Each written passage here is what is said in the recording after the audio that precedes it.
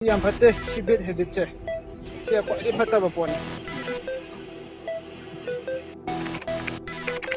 asi di tumme ko la pa bi blati chu ni kari taw ge ding to phamung ge je loi chai ne loi chandre du ge ngo si da chi chang am cha lai je maram di mahok sa gi routine ge dai na ko rai je ye hok theng lep na tum hok la kan da phone je cha tok thala thamaga du ko le phing to ga da chai sing thung na khota taw re ko da chak cha dri ba phamung da sum hippa lai ngai je da phone je pai de ba ayuk je phone pai je matam khar thadu ke na ko phone da yamna addict chu re na da pai da la ka da ngala ka da phone pai ba matam ji da ko message ama le me ne ba SBI de kamai to lem ge matam da moi londrei du khang de si I tho thami ne ha debit by transfer di nangi phone da ge keno paisa lok thuke paisa lok thu ejina lupa chama ga nifu ga taret ka point yang khai lok thu e na adai ko thaina de paisa dum lok thok pa je withdraw to re adu da ge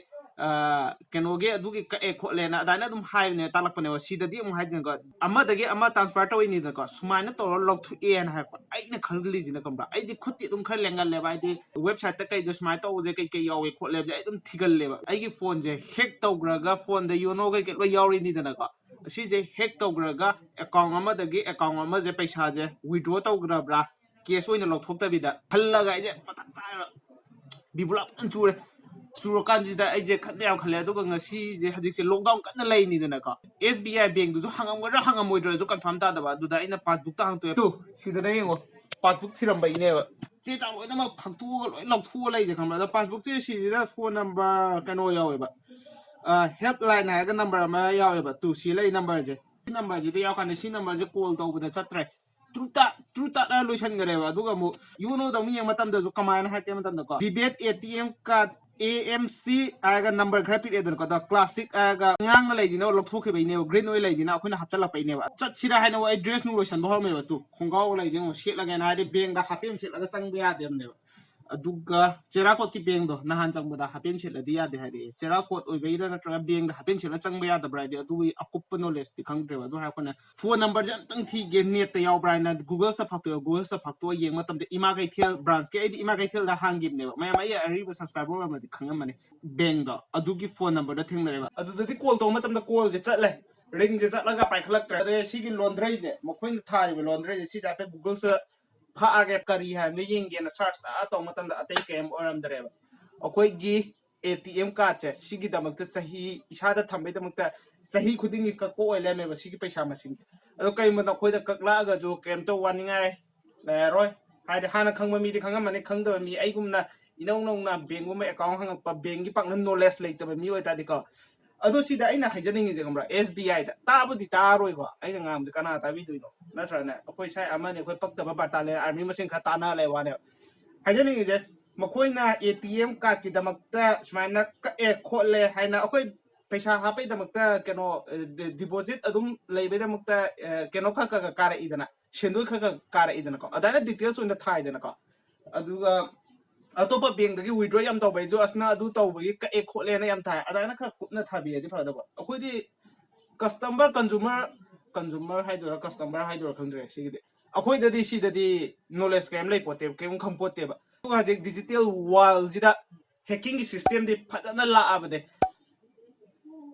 mayam ne khangam ne thengna da ta ju sigi website link do ai description da hapang ge ba adu changi yengo ba si je fake ne ba smile like ne adu na 24/7 active learning eta re customer care sing de samna da ya je lambi chatlinga da ATM je ta hore khalo ne card ai ATM card je ta hore ne lawa je ba kana da phone to ga bank da na chat na gi dara ba ki sunata ba phone je call wari sana da phone da hapna je balance rupa chani chahum chami changam khatani da sigi call jigi da makta di 24/7 akona call to ruma tamda adum pai khala e any sim gi damta pai khala tra sumaina bank ji dagi hena maru oi badi laitre ba pot se natra na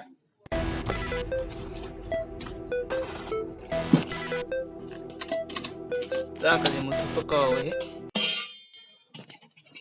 kha thibra is maning ka sale okay guys aduna khoi dun chai da chathara editing to do ga ai khut tik bagi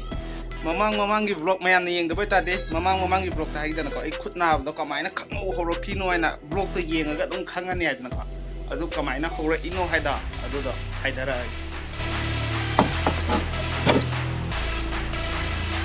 guys ai chana po cheng si lai ra ko i re ꯊꯧꯗꯣꯛꯇꯕꯤ ꯊꯝꯕ ꯂꯣꯛꯇꯥꯛ ꯍꯦꯛ ꯍꯧꯕꯗꯒꯤ ꯊꯧꯔꯛꯇ꯭ꯔꯤꯕꯅꯤ ꯑꯩ ꯁꯥꯟꯅꯄꯣꯠꯁꯦ ꯁꯤꯗꯤ ꯌꯥꯝꯅ ꯑꯩ ꯁꯥꯟꯅꯄꯣꯠ ꯀꯗꯥꯏ ꯂꯩꯈ꯭ꯔꯦ ꯍꯪꯕꯗ ꯁꯤ ꯂꯩꯔꯦ ꯊꯧꯊꯔꯖꯥ ꯂꯣꯛꯇꯥꯛ ꯂꯣꯏꯔꯀꯥꯟꯗ ꯏꯟꯊꯨꯉꯥꯏ ꯊꯧ ꯐꯪꯗ ꯂꯩꯔꯦ ꯑꯃ ꯑꯃꯨꯛ ꯇꯧꯁꯜꯂꯛ ꯑꯃ ꯑꯃꯨꯛ ꯇꯧꯁꯜꯂꯛ ꯑꯗꯨꯒ ꯁ꯭ꯋꯥꯏꯁꯨ ꯀꯣꯂꯤꯡꯗ ꯆꯥ ꯂꯩꯃꯦ ꯈꯔ ꯅꯝꯁꯤꯜꯂ ꯑꯗꯨꯝ ꯊꯝꯕꯒꯤ ꯑꯗꯨꯒ ꯁꯤ ꯀ꯭ꯂꯁ ꯐꯥꯖꯤꯜꯂ ꯊꯝꯃꯤꯁꯤꯗꯤ ꯍꯌꯦꯡ ꯂꯣꯛꯗꯥꯎꯟ ꯂꯣꯏꯔꯀꯥꯟꯗ ꯍꯥꯏꯔꯒꯦ ꯁꯤ ꯃꯔꯝ ꯂꯩ ꯌꯥꯝ ꯆꯥꯎꯕ ꯀꯥꯟꯅꯕ ꯃꯔꯝ ꯑꯃ ꯁꯤ ꯀꯨꯞꯁꯜꯂ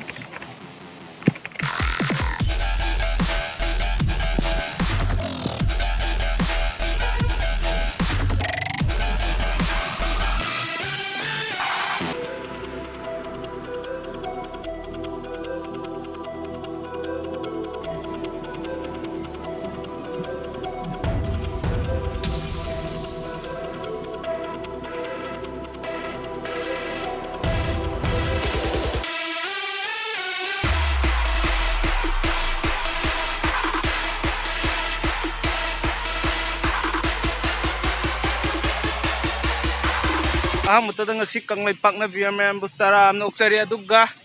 ꯍꯧꯖꯤꯛꯀꯤ ꯑꯣꯏꯅ ꯄꯨꯡ ꯀꯌꯥ ꯇꯥꯔꯦ ꯄꯨꯡ 5:30 ꯇꯥꯔꯦꯕ ꯑꯗꯣ ꯉꯔꯥꯡ ꯅꯍꯥꯟꯗꯒꯤ ꯉꯁꯤꯒ ꯅꯨꯃꯤꯠ 4ꯅꯤ ꯁꯨꯔꯦ ꯋꯥꯀꯤꯡ ꯁꯨꯝ ꯆꯦꯟꯕ ꯂꯥꯛꯄꯅꯦꯕꯀꯣ ꯑꯌꯨꯛꯇ ꯆꯦꯜꯂꯒꯕꯨꯗꯤ ꯌꯥꯝ ꯊꯤꯅ ꯐꯒꯗꯕ ꯑꯗꯨ ꯇꯥꯔꯁꯨ ꯑꯌꯨꯛꯇꯗꯤ ꯍꯧꯒꯠꯄ ꯉꯝꯗꯦ ꯃꯌꯥꯝ ꯈꯪꯉꯤ ꯅꯨꯡꯉꯥꯏ ꯅꯣꯏ ꯄꯛꯇꯕ ꯊꯣꯏꯁꯦ ꯑꯗꯨꯅ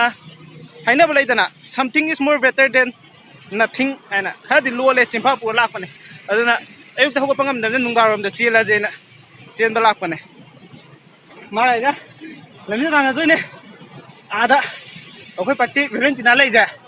ꯑꯁꯤꯕꯨ ꯍꯥꯟꯗꯤ ꯇꯥꯟꯅꯁꯦ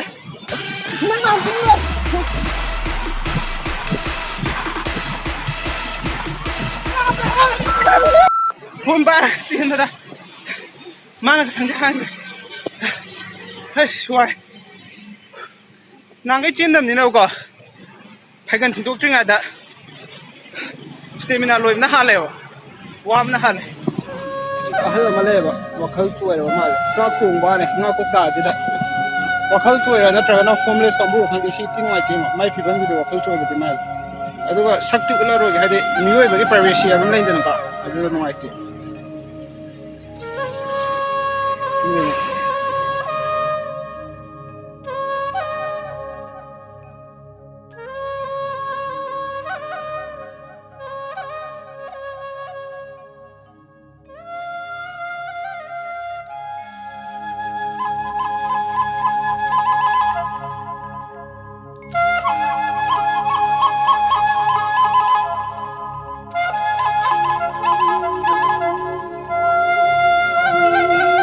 ꯍꯧꯖꯤꯛ ꯒꯣꯚꯔꯅꯔꯒꯤ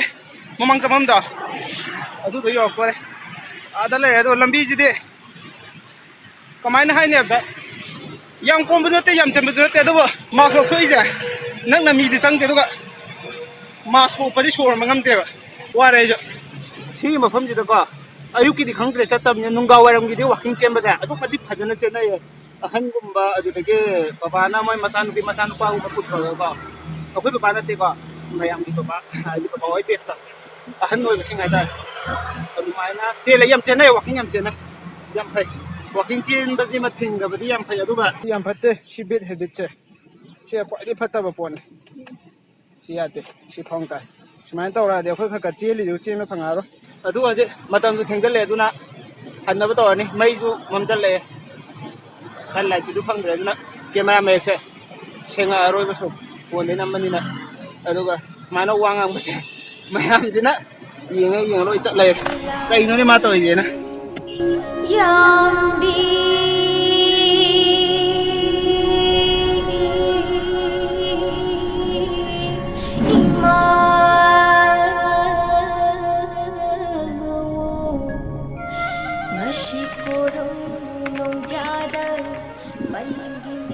ꯑꯁꯤ ꯄꯣꯠꯁꯦ ꯁꯤ ꯌꯥꯝ ꯊꯤ ꯇꯥꯡꯉꯦ ꯍꯥꯏꯕꯅꯦꯕ ꯅꯍꯥꯟꯃꯣꯏꯅ ꯁꯪꯒꯥꯔꯤꯕꯗ ꯕ꯭ꯂꯣꯛ ꯁꯦꯝꯕꯗꯣ ꯑꯗꯨꯗ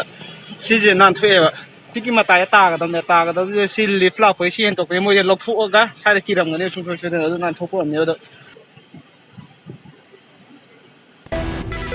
ꯍꯧꯖꯤꯛ ꯀꯥꯈ꯭ꯔꯦ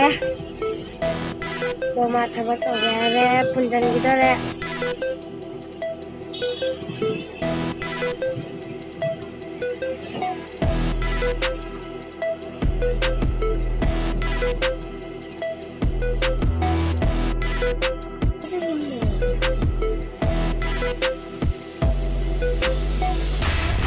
ꯁꯤ ꯇꯥꯏꯞ ꯇꯧꯈꯔꯦ ꯑꯩꯅ ꯁꯨꯝ ꯈꯪꯗꯦꯀꯣ ꯌꯦꯡꯉꯣ ꯔꯪ ꯆꯨꯏꯑꯕ ꯃꯣꯏ ꯔꯪꯁꯦ ꯈꯪꯕꯗ ꯉꯥꯏ ꯃꯥꯜꯂꯦ ꯁꯪꯒꯣꯝꯁꯦ ꯀꯪꯗꯔꯤꯕ ꯑꯗꯣ ꯃꯈꯣꯏꯅ ꯑꯃꯨꯛ ꯈꯜꯂꯛꯄꯗ ꯔꯪ ꯇꯩꯕꯒꯤꯀꯣ ꯇꯩꯗꯅꯕ ꯍꯥꯏꯅ ꯂꯧꯊꯣꯛꯑꯝꯃꯒ ꯍꯥꯞꯆꯟꯕ ꯑꯃꯨꯛ ꯀꯧꯕ ꯃꯥꯜꯂꯦ ꯃꯈꯣꯏꯅ ꯈꯪꯗ꯭ꯔꯦ ꯑꯃꯕꯨ ꯑꯣꯏꯔꯣ ꯑꯩꯈꯣꯏꯅ ꯉꯝꯃꯒꯗꯤ ꯃꯇꯦꯡ ꯄꯥꯡꯉꯝꯁꯤ ꯁꯤꯁꯦ ꯑꯩꯈꯣꯏꯒꯤ ꯄ꯭ꯔꯣꯄꯔꯇꯤꯅꯤ ꯑꯩꯅ ꯍꯥꯏꯗꯁꯨ ꯃꯌꯥꯝꯅ ꯈꯪꯉꯝꯃꯅꯤꯗ ꯍꯩꯄꯥ ꯁꯥꯗꯁꯨ ꯌꯥꯔꯦ ꯁꯤꯗ ꯑꯃꯨꯛ ꯉꯥꯡꯗ ꯅꯠꯇ꯭ꯔꯅꯦ ꯋꯥꯀꯤꯡ ꯑꯃꯨꯛ ꯍꯧꯔꯒꯦ ꯀꯥꯟꯗꯦ ꯀꯩꯅꯣ ꯁꯣꯝꯗ ꯀ꯭ꯋꯥꯔꯦꯟꯇꯥꯏꯟ ꯁꯦꯟꯇꯔ ꯇꯧꯕꯗꯣ ꯇꯧꯔꯤ ꯃꯥꯜꯂꯦ